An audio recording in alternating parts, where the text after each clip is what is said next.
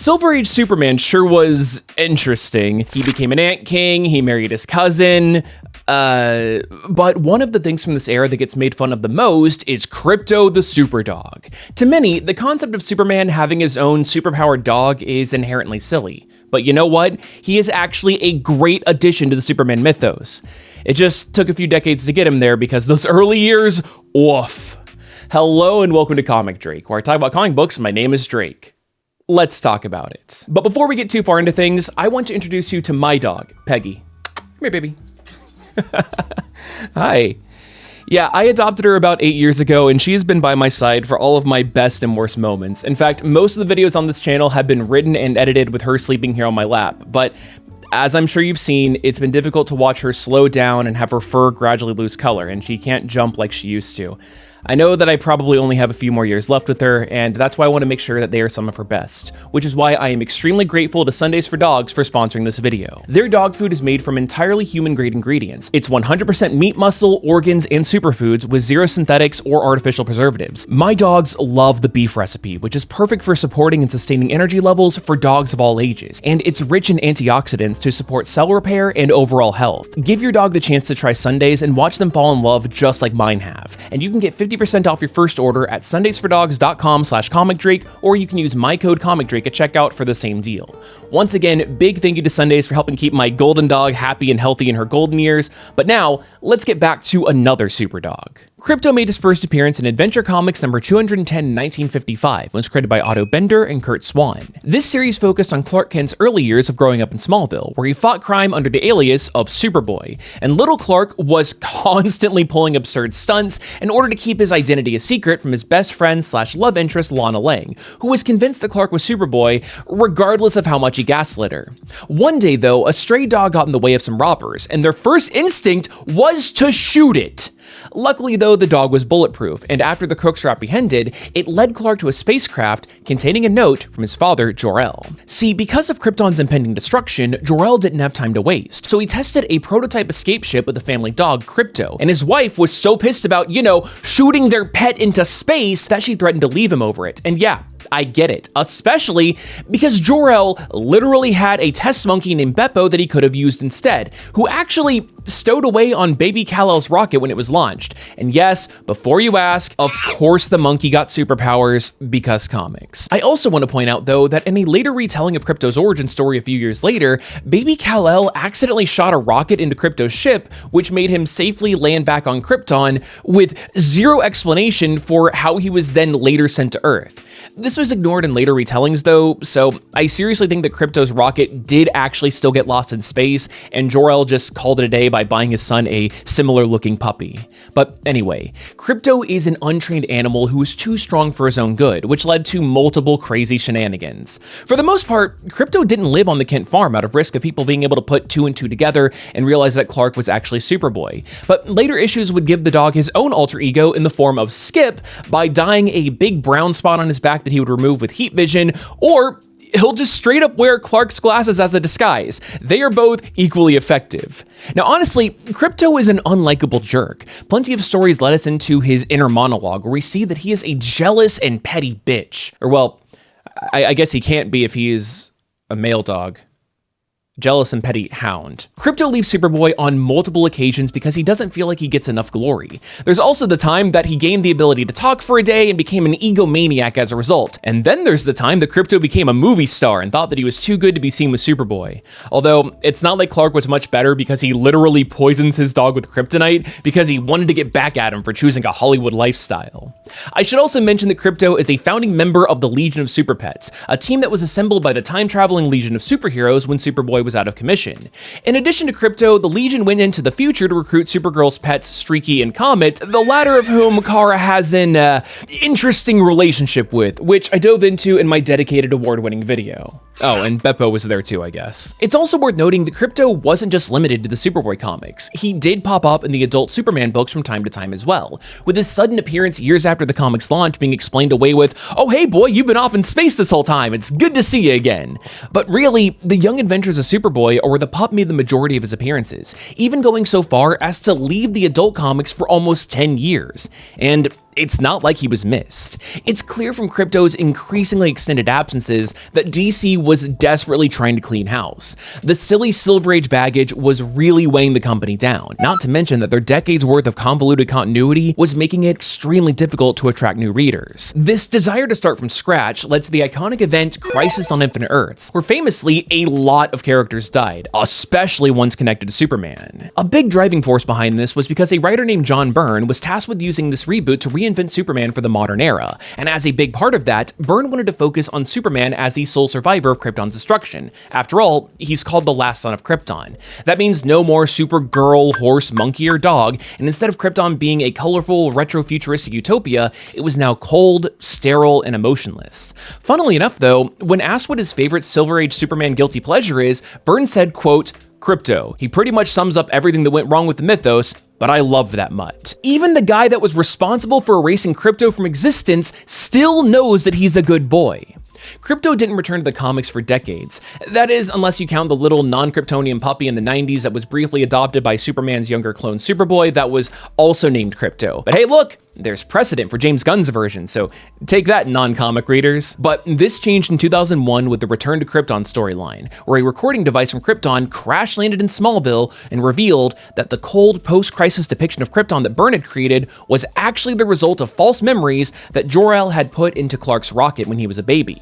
He thought that if Clark saw that Krypton was colorful, silly, and magnificent like the Silver Age, then he would probably yearn for his homeworld. So instead, Jor-El made this place look boring and stoic, so that even Smallville, Kansas looked like a paradise by comparison. Return to Krypton revolved around Lois and Clark getting stranded in Krypton's past and hanging out with Clark's young parents. But when taking a portal to get back home, Krypto followed them through it. If we want to get really technical though, a future storyline revealed that that wasn't actually Krypton, so it doesn't really make sense of how Krypto exists in the first place, but it doesn't matter too much because the original Silver Age origin story for Krypto later got brought back into continuity.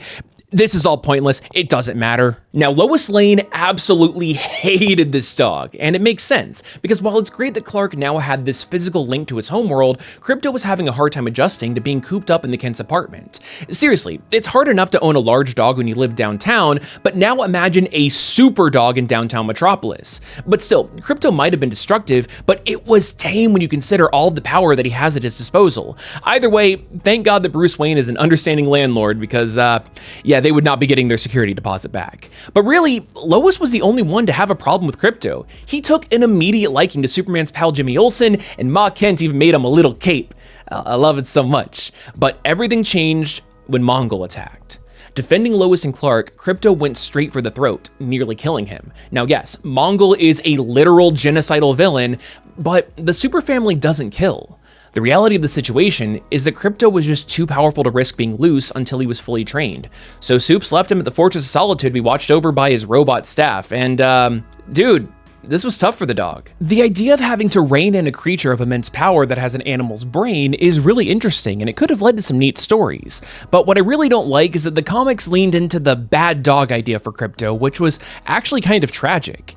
It's clear that even though he had more room to roam within the Fortress of Solitude, it was, well, solitary, and it only made Krypto's destructive tendencies worse and worse. Like, this dog came out of the portal with a wagging tail and enthusiasm towards everybody that he came into contact with, but this confinement made Krypto mean, with Superman claiming that the dog hates everyone. But during an alien invasion, Krypto broke out and saw the horrors and destruction around the world, awakening a sense of responsibility, heroism, and an understanding of the sanctity of life. Realizing that isolation wasn't the answer, Superman gave Krypto to Superboy, hoping that Connor could train him, which would allow each of them to grow in the process. But Connor really did not like the idea of having a dog, and he only kept him out of obligation, even making jokes about, superheroes with pets gives you a Supergirl horse situation. But it came in handy because during the Infinite Crisis event, Superboy Prime, an insanely powerful version of Clark Kent from our real world, was jealous of Connor and picked a fight to prove that he is the only one that deserves the title of Superboy. Instinctively, Krypto lunged at Prime to save his owner, to no avail, as he was easily shaken off, and in a second fight with Prime a few issues later, Connor was killed. Krypto could not wrap his head around it. He waited around the Kent farm for days. He flew around the planet searching for him, retracing their favorite spots and locations where they worked together in the past. But when he came across the site of Connor's death, Krypto finally got it. He let out a howl that was so loud that it echoed across the country, and he took an old manhole cover that they used to play fetch with and left Earth to mourn in space for a year. However, Krypto was called back to Earth when Jimmy Olsen was in trouble and used his special watch to signal for help. In fact, he actually stayed in Jimmy's care for a good while and even had an opportunity to take another bite out of Superboy Prime the next time that he was causing trouble on Earth. It was sweet revenge, except for no, he was hurt again. I hate to say it, but Krypto's entire existence in the comics at this point is rough, pun not intended. He existed to just be the first line of defense against bad guys, but then he inevitably got defeated to show just how powerful the villains were. I don't like watching animals get hurt, even fictional ones, but because I was reading these comics back to back to back, I was constantly watching this poor pup get viciously beaten over and over again just for being a good, loyal boy.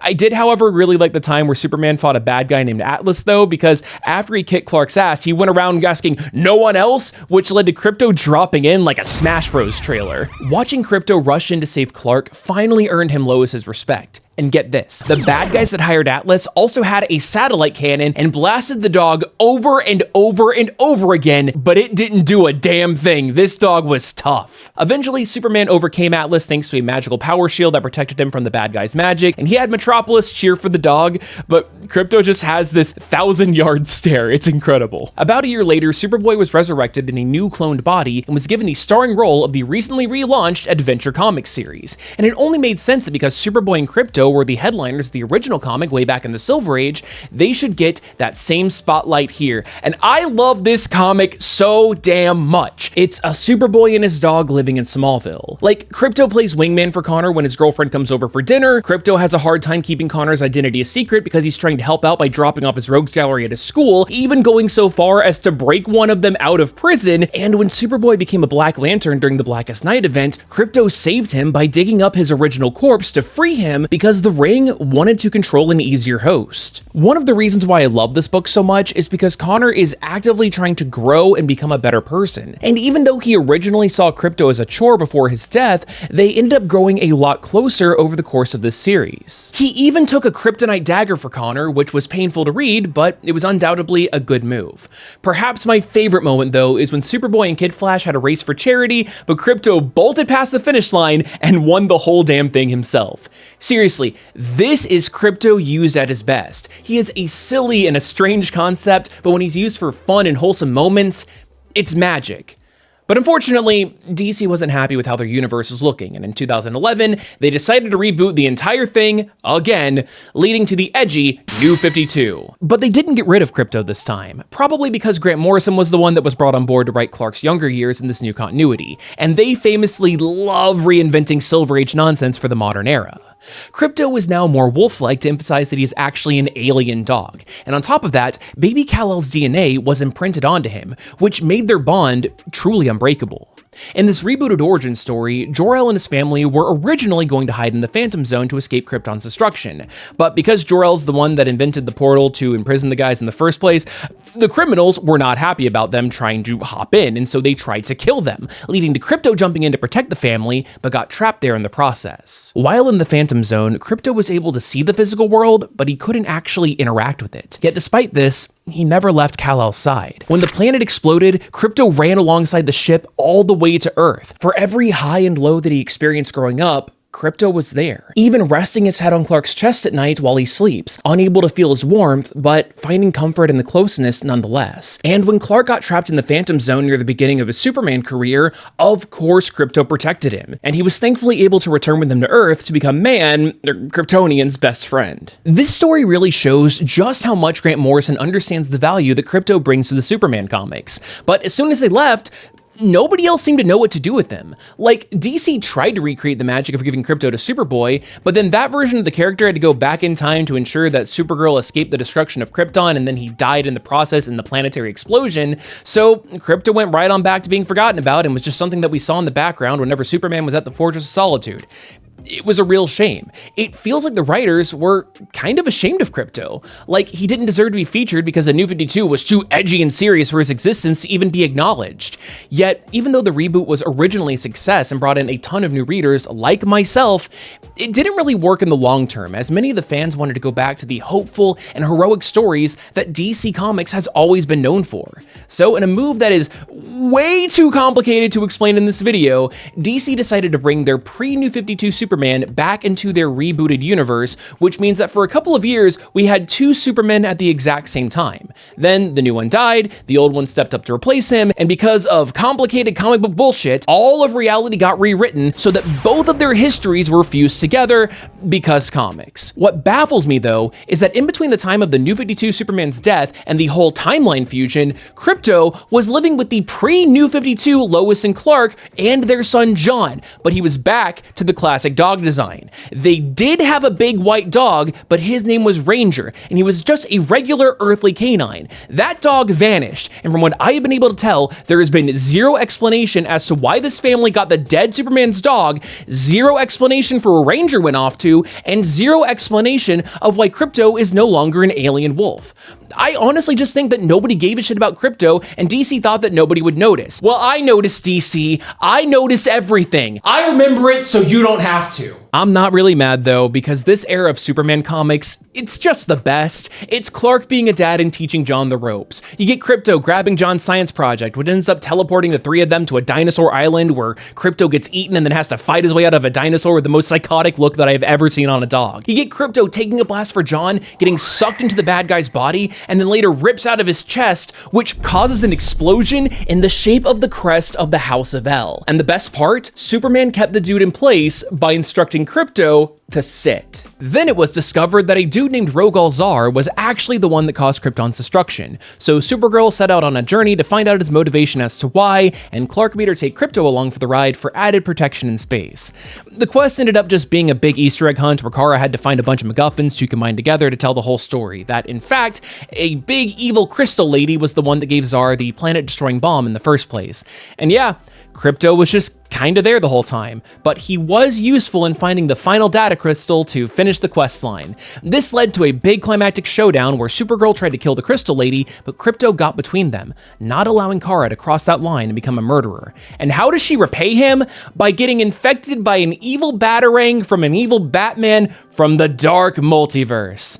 Because comics. I hate this storyline so much, and you can hear more about it in my dedicated award-winning video. But the worst part is that while she was infected, Supergirl completely neglects Krypto, even when he is actively trying so hard to help her fight off the infection. And then when Kara turned 21, she flew to a planet with a red sun so that she could temporarily lose her powers and get drunk for the first time. But the next day as she was leaving, some dudes wanted revenge on her for picking a fight at the bar the previous night. Krypto didn't realize that he was also under a red sun, so he tried to protect her, but he got shot by poison arrows. And unfortunately, because Kara had already set the auto launch for her ship, it departed without them in the chaos. This then leads to a big interplanetary hunt for the bad guy because it was a custom-made poison, and in order to make a cure for the dying Krypto, she needed a sample of the raw poison. But like, that was all actually a lie. Krypto was fine the entire time. She just left him at the space vet to go on a journey to teach this little girl who was also there that murder is bad. But perhaps the best Krypto story ever told was during the Death Metal event, with the redemption of Superboy Prime. The multiverse was taken over by an evil godlike entity called the Darkest Knight, who reshaped it in his image, and Wonder Woman was able to convince Prime to help them defeat him. That being said, nobody wanted to be around Prime because they all thought that he was a homicidal maniac, but Krypto was unafraid and he approached nonetheless. Prime instinctively lashed out at Krypto, but the dog is unfazed, just happily sitting there and smiling at this man who has hurt him several times and has killed many of his loved ones in the past. Prime initially hesitates, but he gives Krypto a pet with a small smile forming across his face. But then Superboy rushes in, telling Prime to back off, to which he replies that he doesn't even like Krypto. In fact, he always thought that a superhero dog was a stupid concept anyway. In the final battle, Prime beats down the Darkest Knight and realizes that he could kill him, take that godlike power for himself, destroy the DC universe, and recreate the home that he had lost. Besides, Prime is from the real world. All of this is fiction. It doesn't matter. What's one more kill?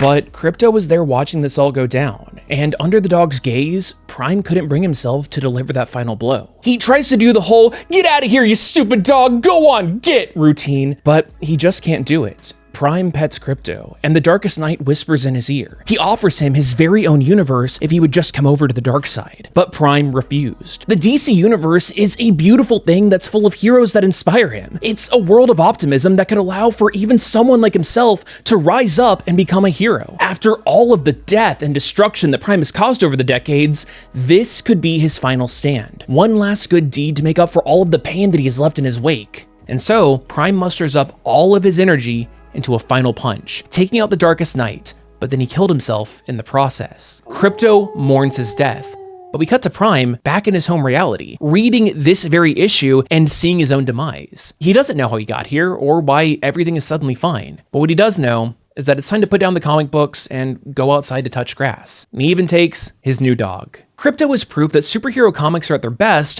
when they embrace the weird, the wonderful, and yes, even the downright ridiculous like a superhero dog. Every time that DC tried to make Krypto into a tough badass, it just didn't work, because at his core, he's about joy, loyalty, and the kind of unconditional love that makes Superman's world feel just a little bit warmer. If we're too cool for Krypto the Super Dog, then maybe it's time that we need to take ourselves a little less seriously, go touch grass, and let a little bit of that childlike wonder back into our lives.